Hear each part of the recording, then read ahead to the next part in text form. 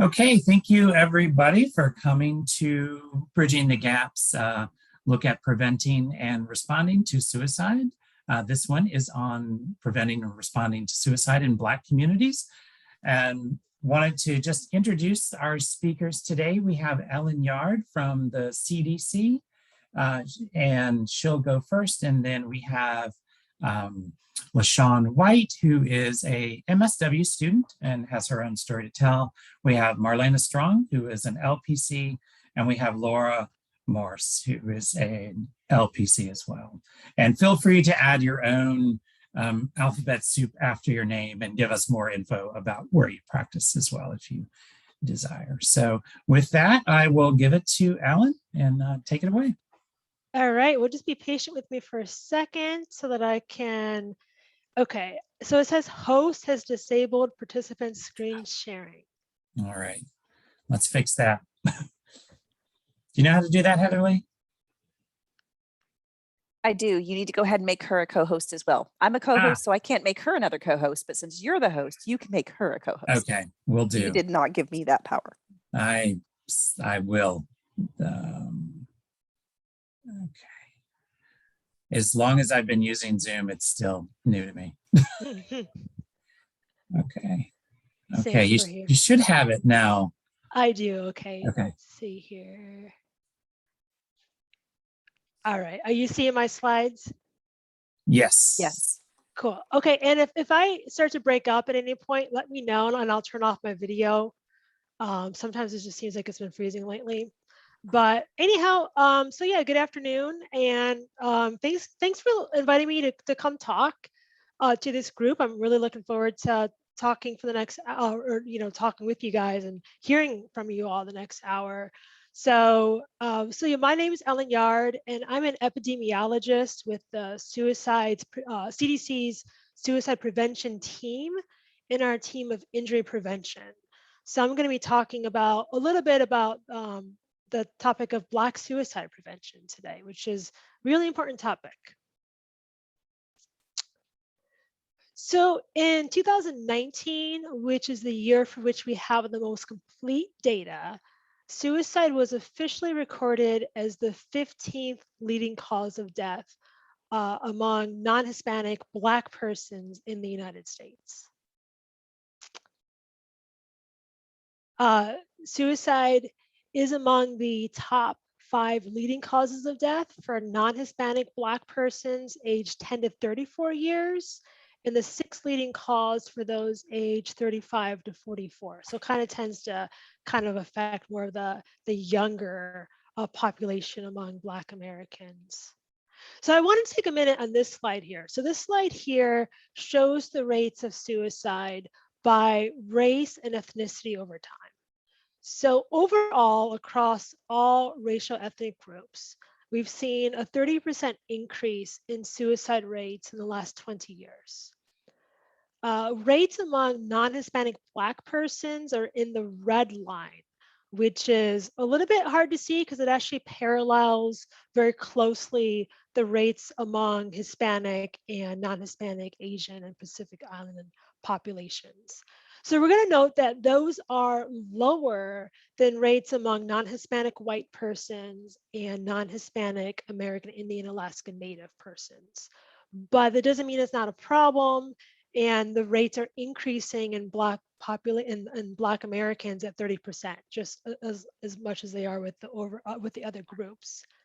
But I also want to talk here for a minute is that, while rates are lower in the Black community, one thing that I can't really show here on this slide, because we just don't know it very well, is whether there could be sort of differential misclassification of intent of death by race and ethnicity.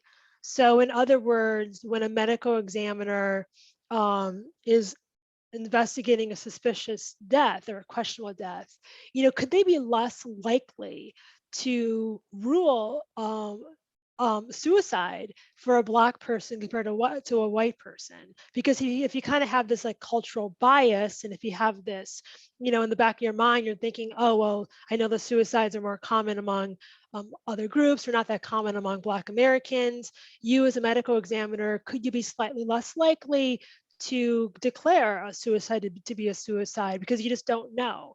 And maybe you might be a little bit less likely to rule it as a suicide. So if that's happening, how big is the problem?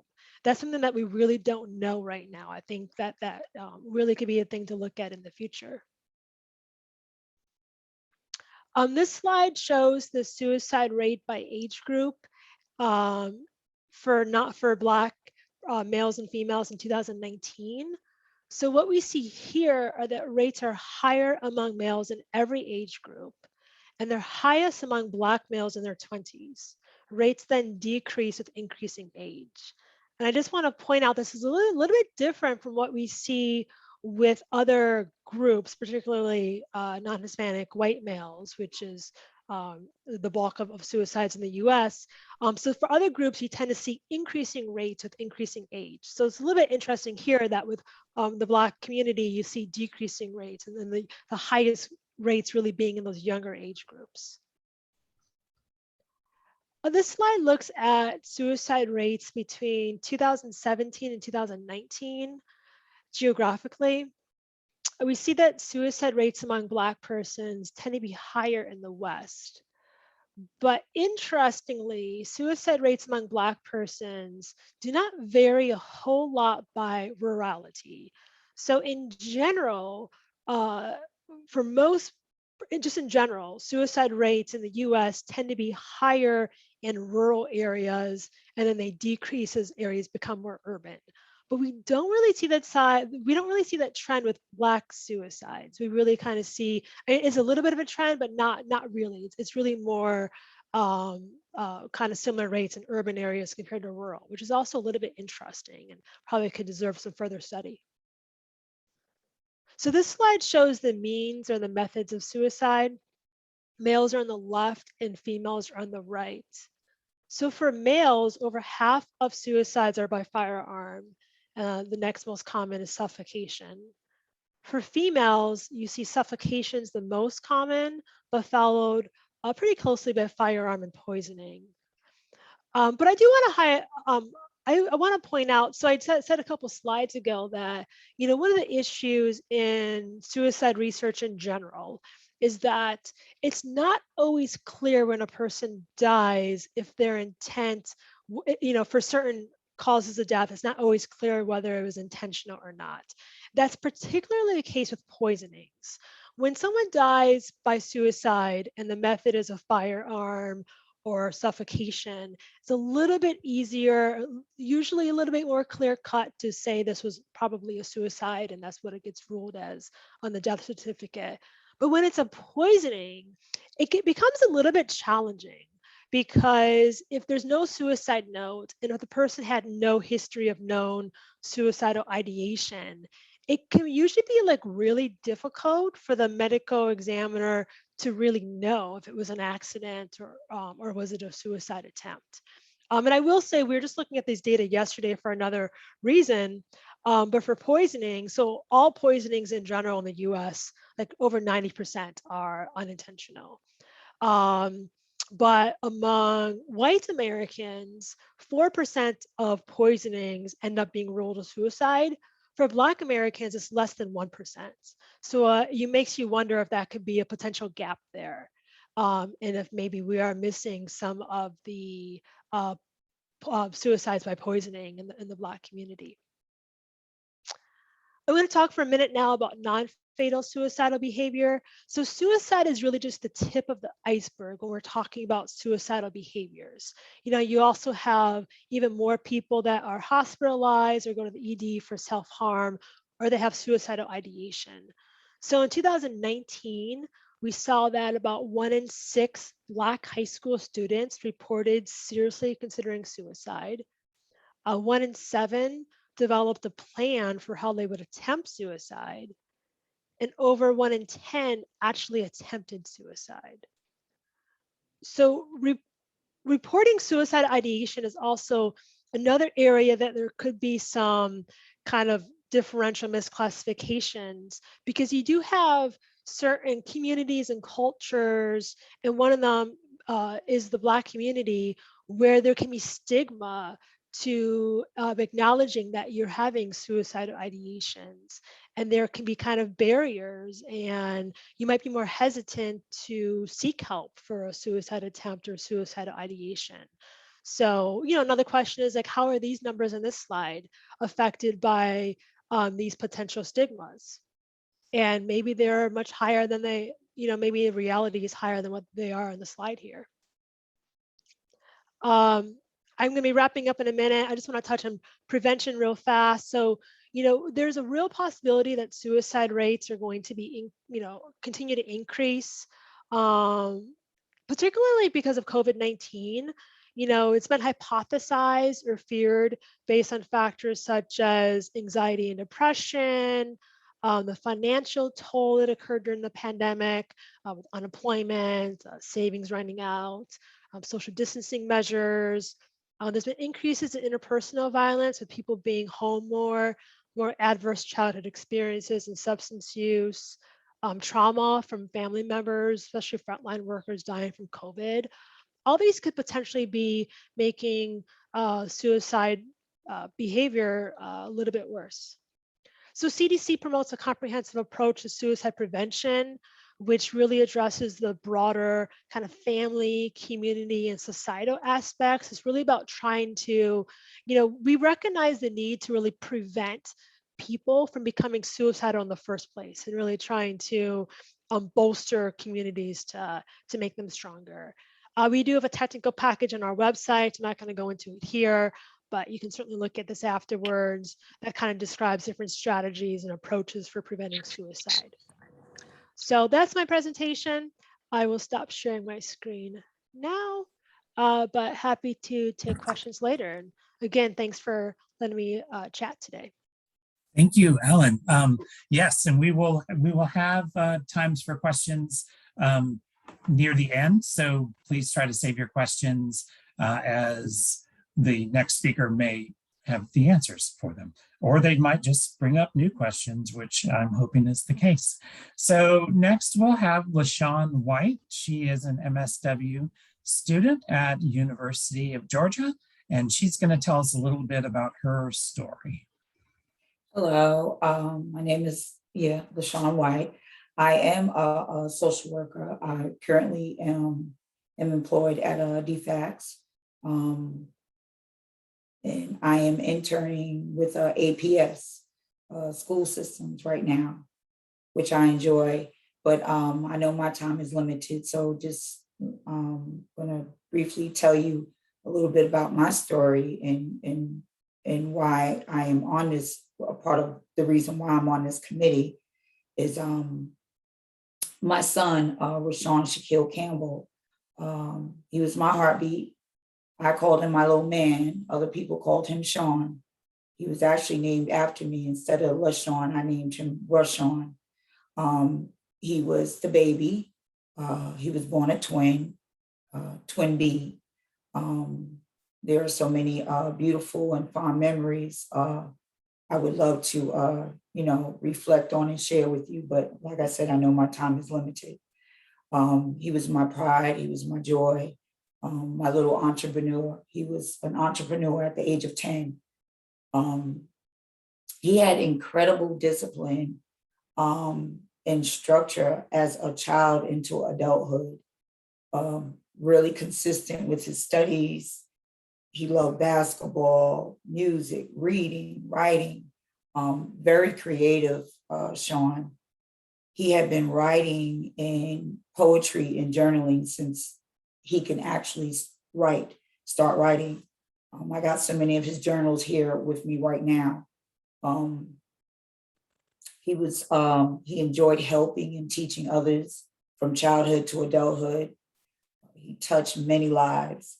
He helped the vulnerable populations in his community, and he just had a compassion for the youth. He loved God. He believed in prayer and meditation. He was just a phenomenal child. Like, I never had to tell my child to even get up to go to school. He just had a schedule. He was a big helper too. He loved family, especially his grandma, Poppy, and Nana. And he was very close to grandma, which was my mother. That was really his heart. He was an awesome uncle, he adored his niece and nephew, and teacher. He was a humanitarian. He cared for his environment. And I do apologize for my voice. I've been hoarse. I don't know why. He loved life. He taught himself to play the piano and the guitar. Actually, I'm wearing him on my shirt, playing the guitar. I don't know if you can actually see it, but he always had such a motivation and drive. And I remember when he graduated from high school, he actually placed his fist on his heart and said, "There goes my mom," and that was just like one of my proudest moments of him.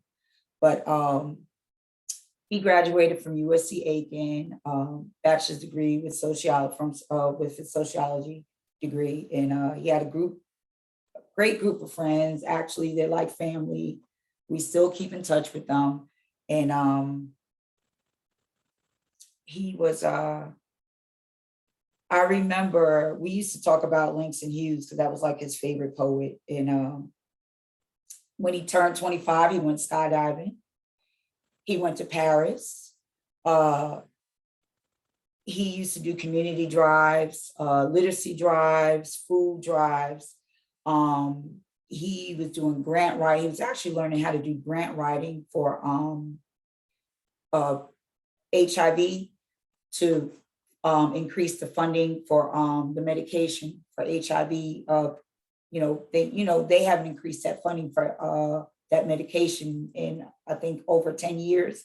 So he was actually trying to do that. But it was Thanksgiving, and it was actually a couple of days after Thanksgiving, and we were in New York. He actually had to stay here because he was studying for finals. My son was actually attending Morehouse School of Medicine, getting his master's in public health. Actually, is one of the newest cohorts at the Morehouse School of Medicine. And to this day, I actually keep in contact with his professors there. And in the middle of the night, I woke up and I don't know, I jumped up out of my sleep. I don't know what it was, but I just got this feeling, and I couldn't go back to sleep. I said a prayer. Well, later on that day, we packed up the vehicle. We were headed back home to Georgia, and we got a call. And I pulled over to the side, and I was like, "Wait, what? Who?" I couldn't believe it. I thought they were lying.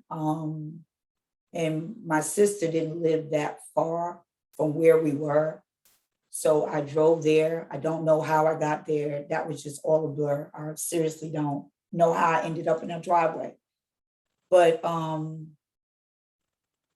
we called back, and the police officer was there. My ex-husband was there, and my oldest son was there. And they confirmed that my son died by suicide. And I'm like, a child that I never actually had to worry about, put your seatbelt on, don't do this. Like literally, like he was the perfect child. He was the one that you did not have to get at. He looked after everybody else.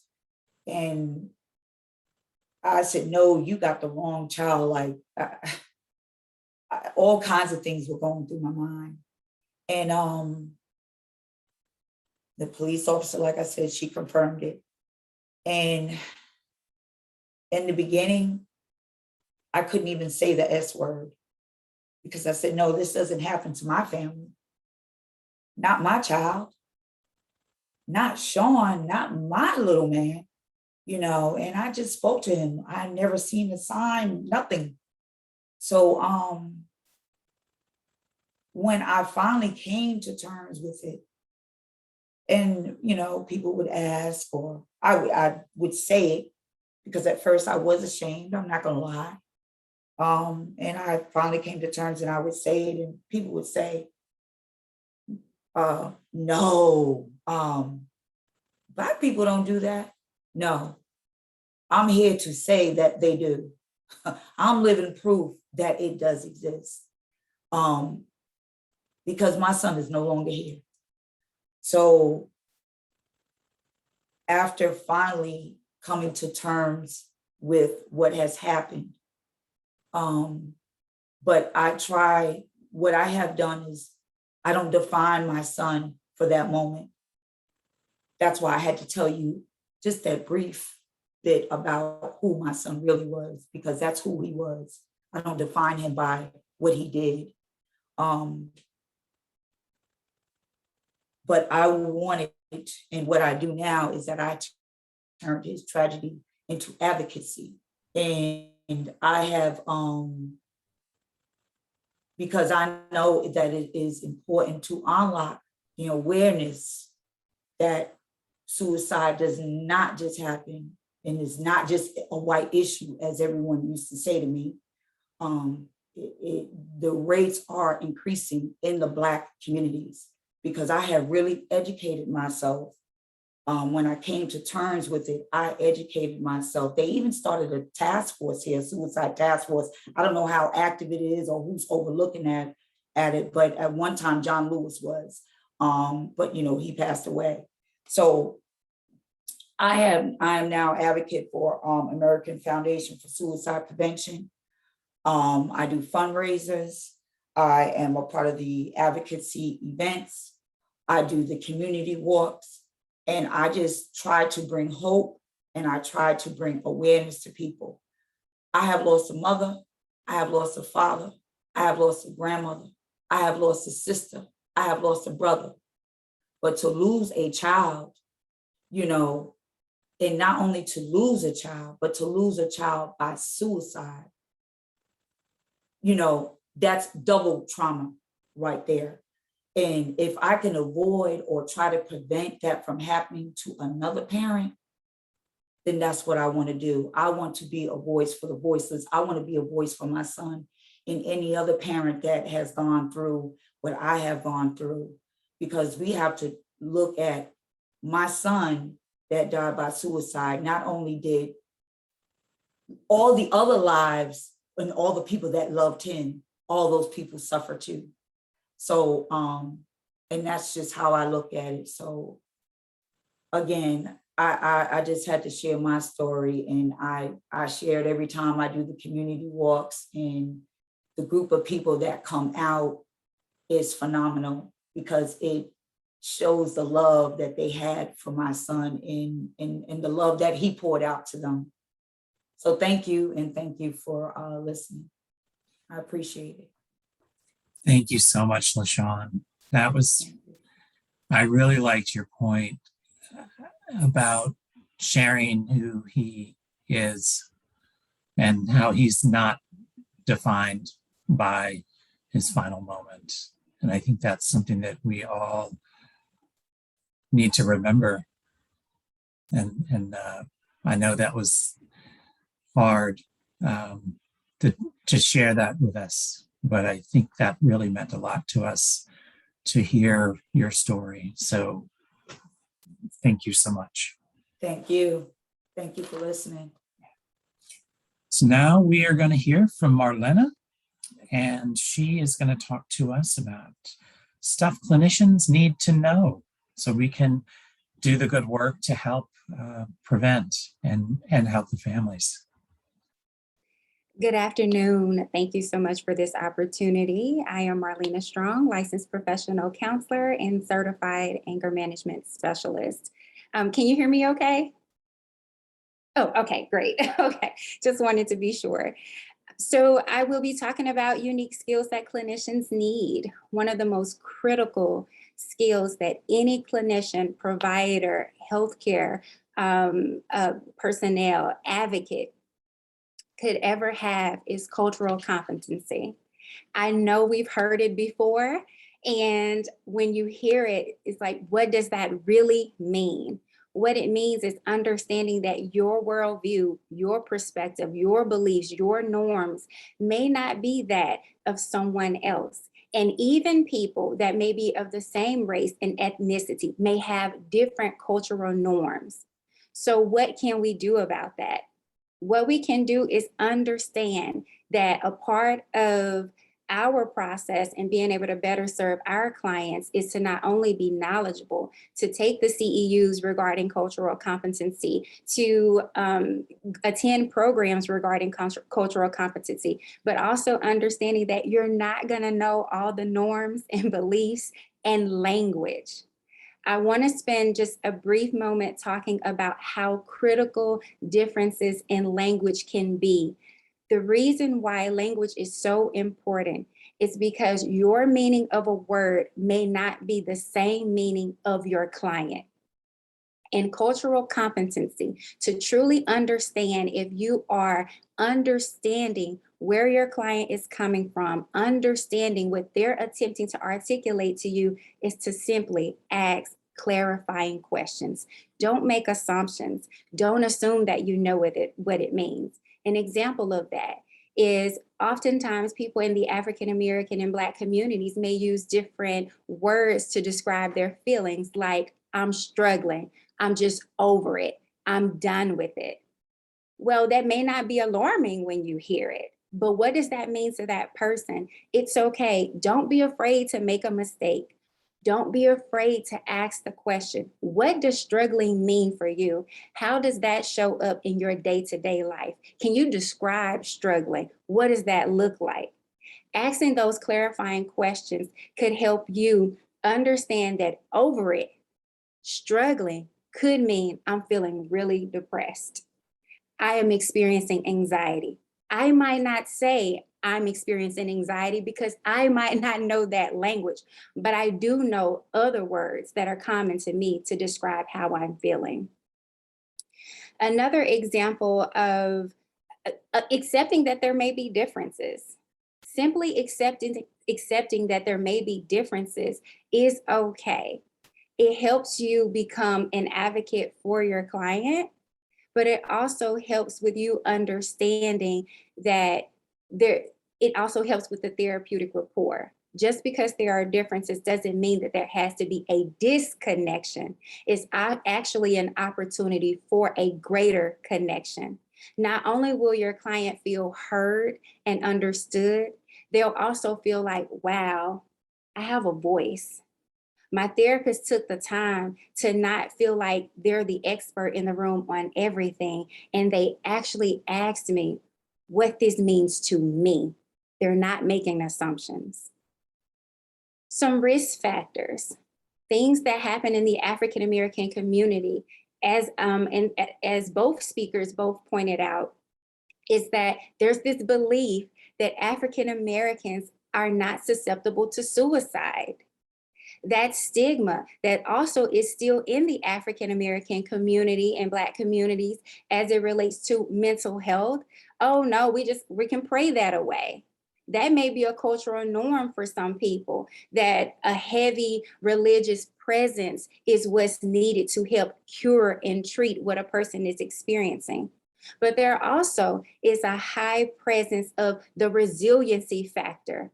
Oh, because of history and things that people have experienced, we can push through, we can make it through this. And how dare I be struggling? How dare I say that I'm depressed when mama has worked real hard to make a way for me, or grandma did this, or grandpa did this, or uncle or auntie?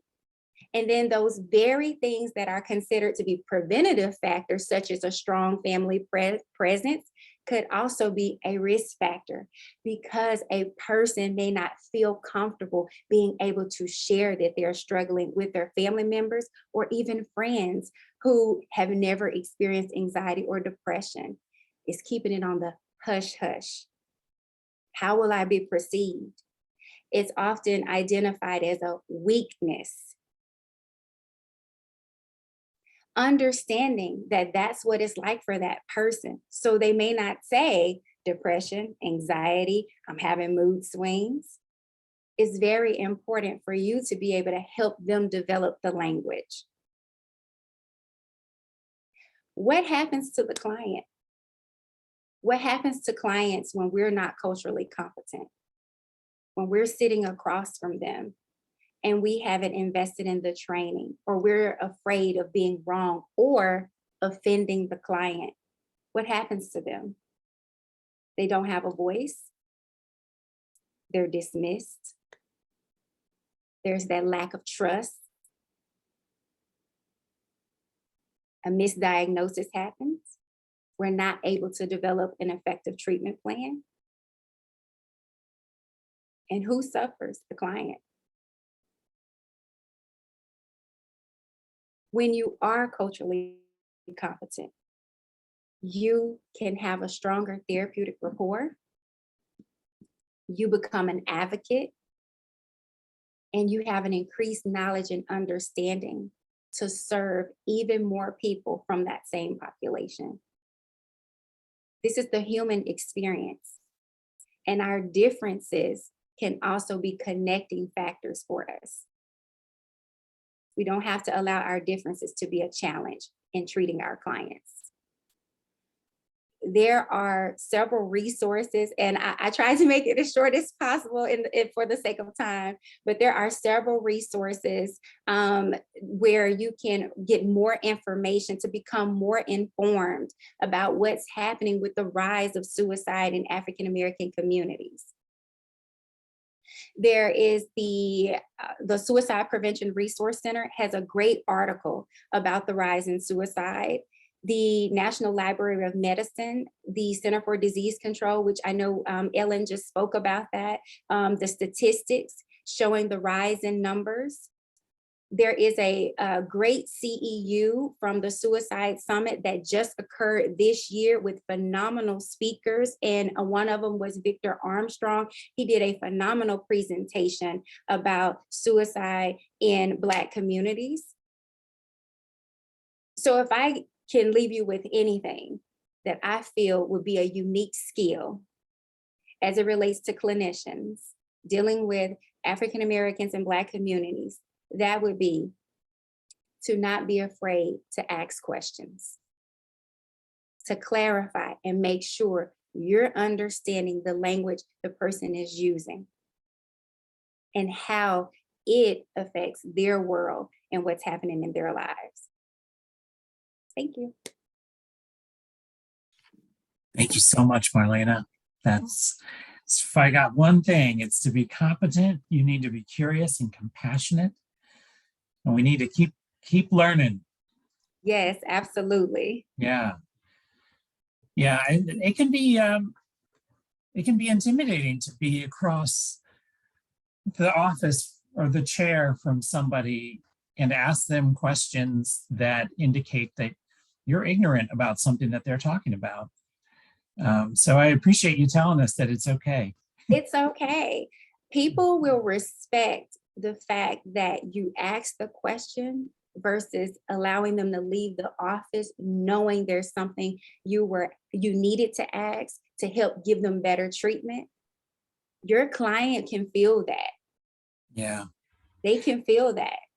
Yeah. And they deserve to be sitting across from someone who's okay with saying, hey, you know what? I may not get this right, but I heard you say this word, or I'm noticing you did a behavior. Can you explain that to me? How is that showing up in your life? What does it mean? And they'll say, oh, okay. Let me explain further. And that strengthens the therapeutic rapport. Well, thank you so much. And now we're going to go to Laura, who's going to tell us her stories. And then after that, we'll open it up.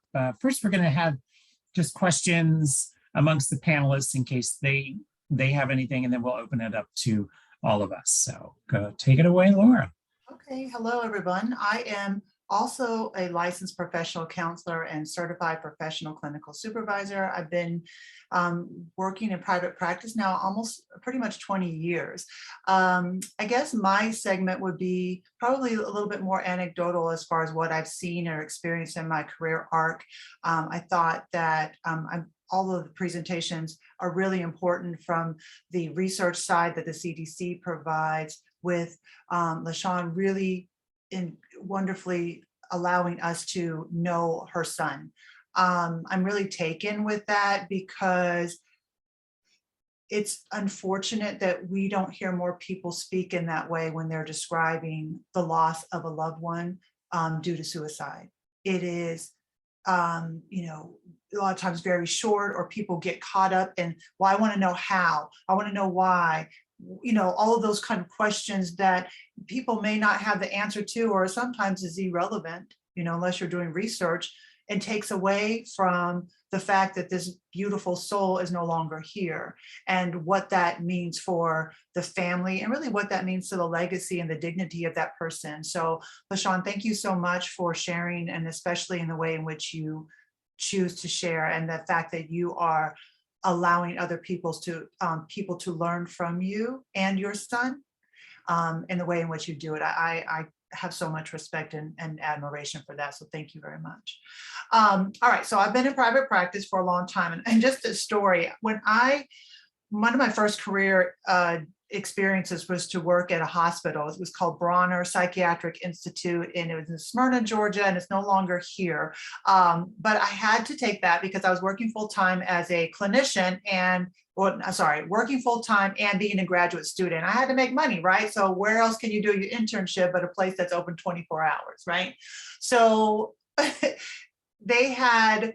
was on its way out. So things were a little bit loosey-goosey, and they were combining people in crisis from psychiatric and people in crisis for substance use all in one big group. And so they were like, Laura, you can do it. You can handle the check-in services. I'm like, I'm this graduate student trying to learn how to respond to people that are at a very, I guess, critical time in their psychiatric care. So not a lot can be done, to be quite honest, in those settings, outside of you want people to become stabilized, right?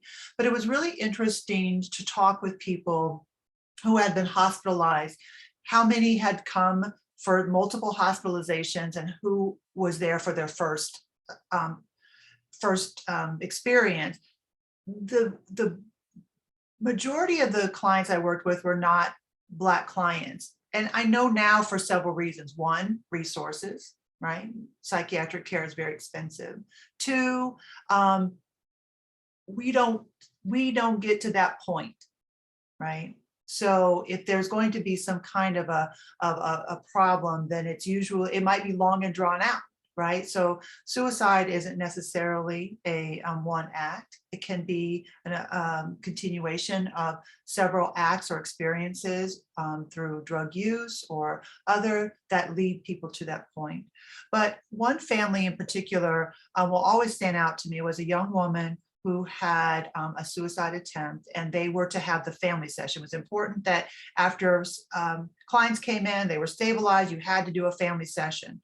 And so a clinician asked me if I would like to join. And I said, oh, this will be really great. I'm appreciative of joining. But what I understand now is that she was afraid.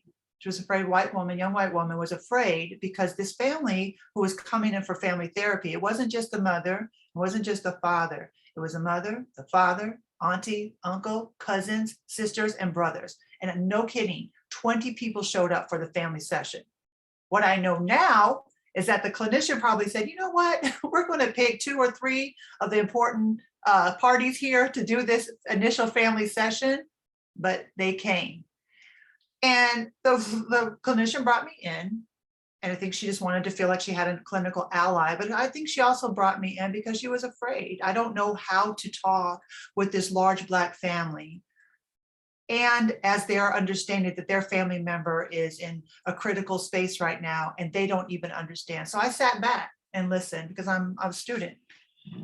What I heard the family say was, we love you.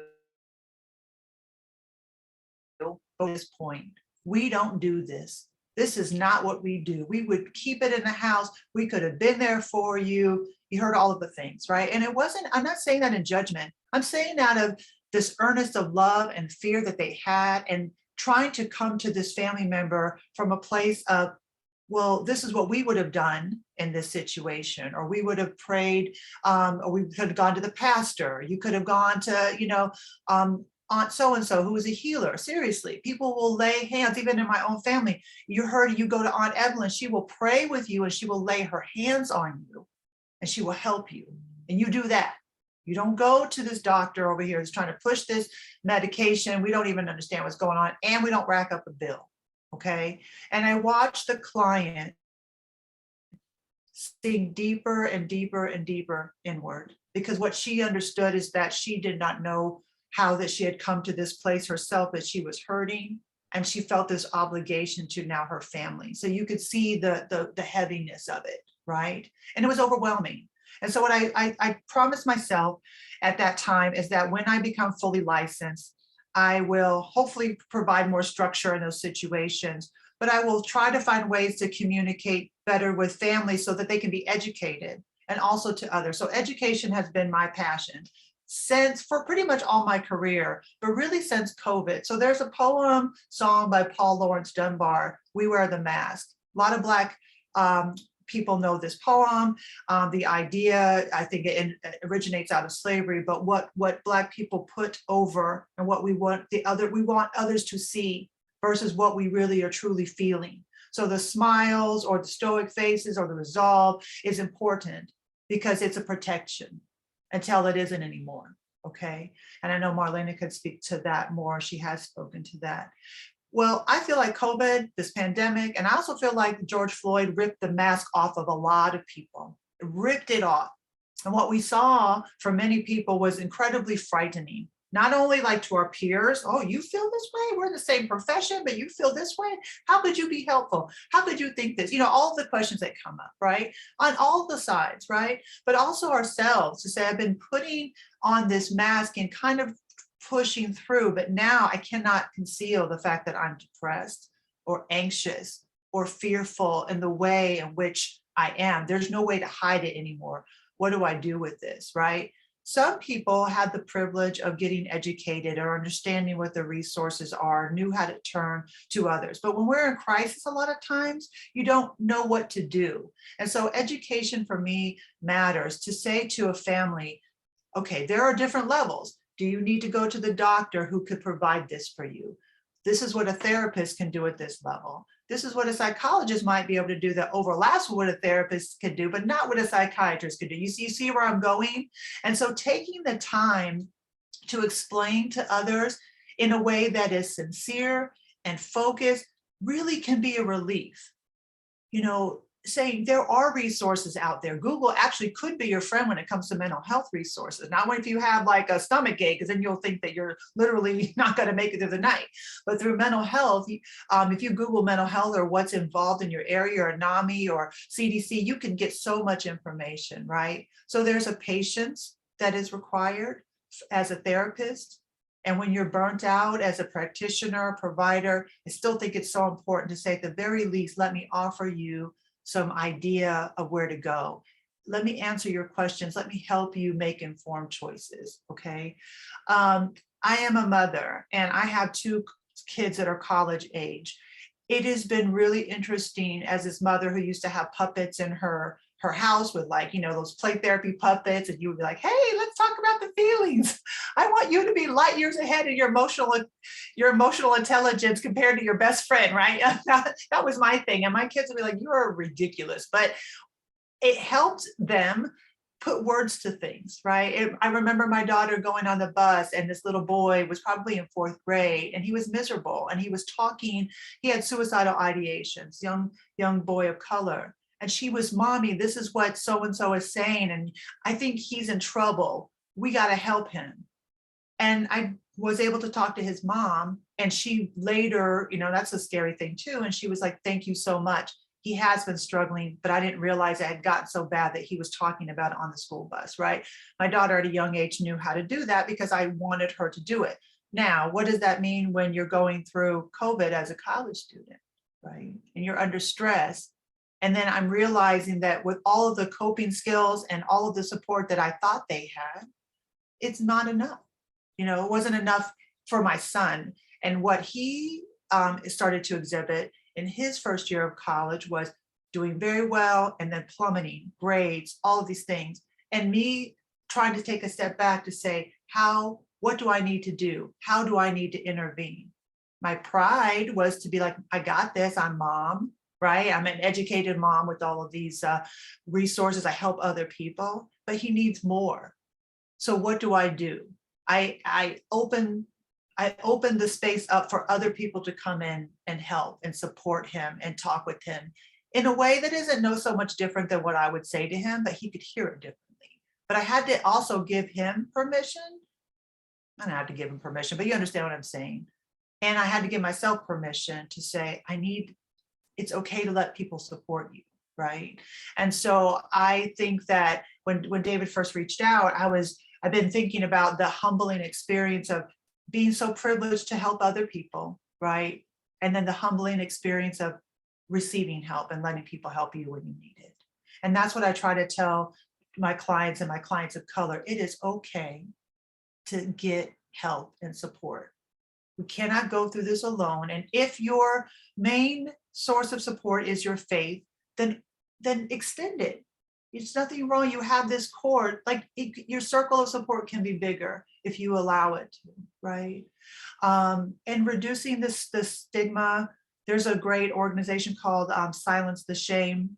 It's led by a woman named Shanti Das. She is a former record exec in the early 90s when everything was popping in Atlanta with Usher and Outkast or what have you. And she had a trajectory that was so incredible until she was dealing with her own depression, the fact that her father had died by suicide, the stress of a best friend who had died by suicide, and her world was coming undone. And what she has chosen to do is go, just out there saying, let's talk about this. Let's talk about this. So if you know who D Nice is, the DJ who did a lot of DJ during quarantine, is just incredible. Like, he's promoting her. Other people are promoting her. She's going around and really sharing her story. And what she says, she's like, I'm not proud of the fact that I, had suicidal ideation or attempted, but I'm not ashamed of it.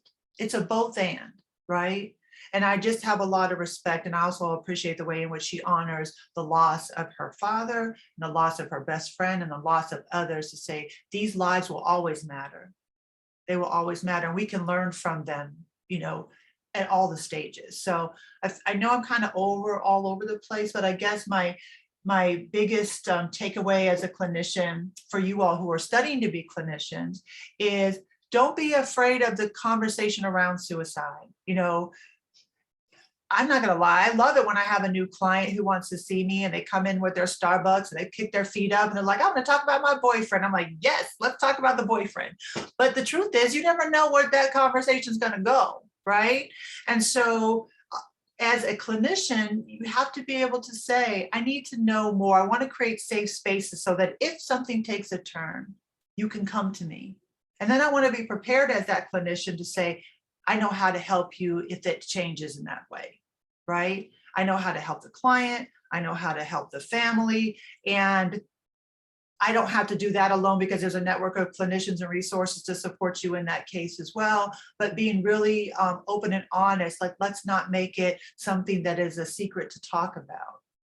That's part of the preventative work, in my opinion. So I think I'll close out there. And if anybody has any questions, you can let me know. Thank you. Thank you, Laura. That was fantastic. What I really enjoyed about this hour is that we had people from talking about the issue from very, very different angles, to give us, the best look at the elephant that we could possibly get, right? If you're familiar with that. So I just wanted to open it up to the speakers if there's anything that they wanted to add or ask each other about before I open it up to the rest of us.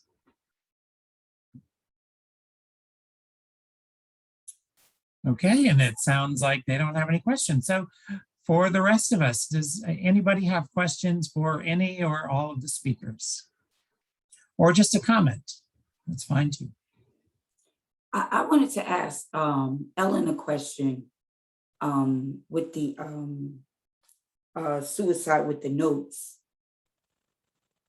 Because Ellen, you mentioned, because I was listening to with the suicide notes, if they don't leave a suicide note with the poison, so how do they come? So they confirm suicide by if they leave a note, or Yeah, so every kind of state and sometimes county, they all have their own process for how they kind of certify a death certificate and how the medical examiner makes that determination. So really Mhm. every single county kind of has their own process of how they do it. And I think it's often very difficult and challenging, when you have a death, particularly by like a drug poisoning, you just don't always know, like, what was that person's intent?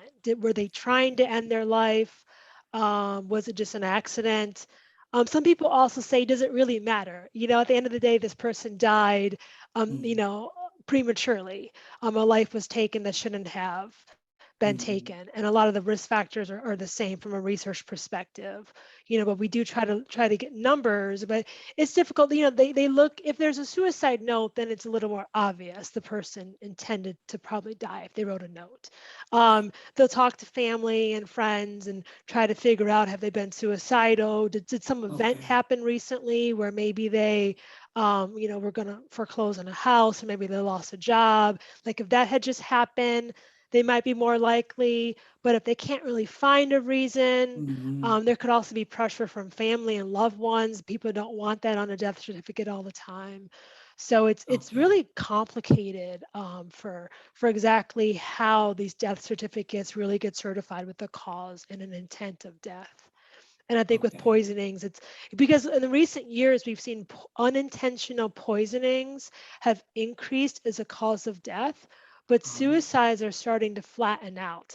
And one of the questions is, well, some of that increase in poisonings, are some of those unintentional poisonings mhm. really suicides that are just not being captured because we just don't know? Okay. Or maybe somebody's poisoning them. Yep. And, yeah. Okay. Thank you. Thank you. So a follow-up to LaShawn's on that one, Ellen, this was for you. All about the you today right now. Sorry about that. Is there any sort of training for when they collect that collaborative, not collaborative, I'm sorry, uh, the, wow, I've lost words. Collect the information from friends and family. Collateral, there we go. That's the word I was actually looking for. Is there any sort of script or training for following that? Because what I'm hearing is that if you don't have cultural competence as an investigator looking at these, you may very well miss some of these signs because the different words that are being used that are defined differently. What sort of knowledge do you have of any training for cultural competency and those that are researching these deaths that are ruling and who are being the ones that are writing down on the certificates of death? I mean, that's a really important question. I'm not an expert in vital stats. I wish I could answer that question better. But my hunch is that it's so fragmented because I just don't know that there is that training. And I think this problem even extends beyond suicides. There's a lot of kind of causes of death, and whether a death is related to a disaster, for example. There's a lot of kind of inconsistencies in how deaths get reported. And I Okay. don't think there's that competency training, but I would have to look into it further. Okay.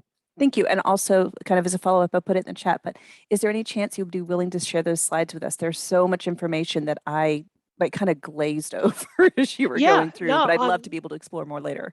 yeah, definitely. I sent them to David. He's welcome to send them out. Perfect. Thank you. Will do. Any other questions? Question. First, I just wanted to say thank you to all the speakers for being open and vulnerable and sharing all of this information. That's really helpful. And thank you to Bridging the Gap for creating this safe space to talk about suicide in the Black community. But my question, I guess, is mainly for the LPCs. But I know with my family, like we kind of have a history of keeping all of our mental health related issues within the family. And if somebody is struggling with something, we're just like, oh, he can't get right or she can't get right. So I was just wondering if you had any ideas of how we can reach more people in the Black community, and helping them to be open and vulnerable about their mental health and actually seek mental health therapy.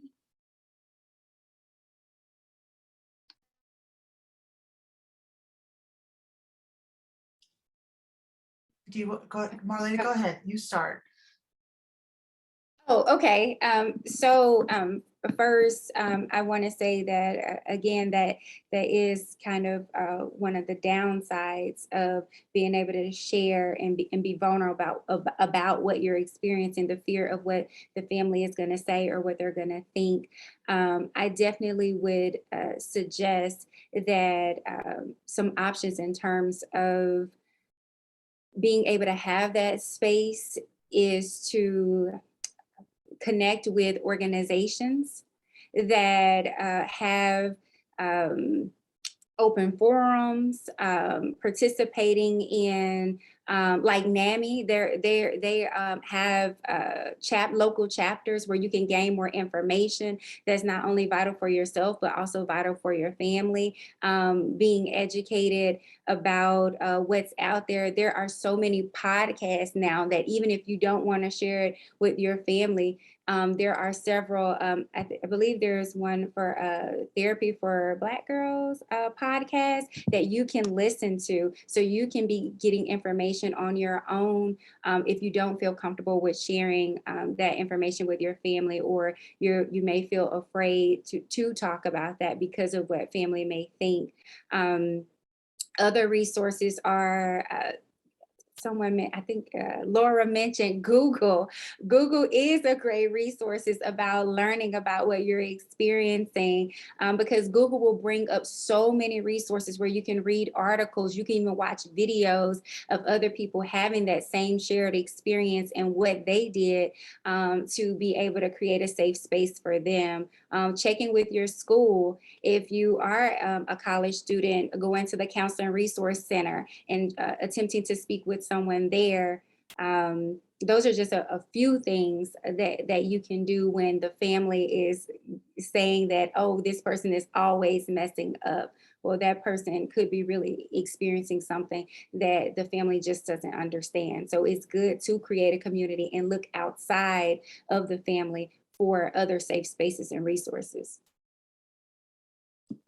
And real quickly, I know the time is short. I would just add, there are those examples, like for example, Therapy for Black Girls, of course, is one, but there's an organization called Black Men Heal, and the NFL is highlighting them.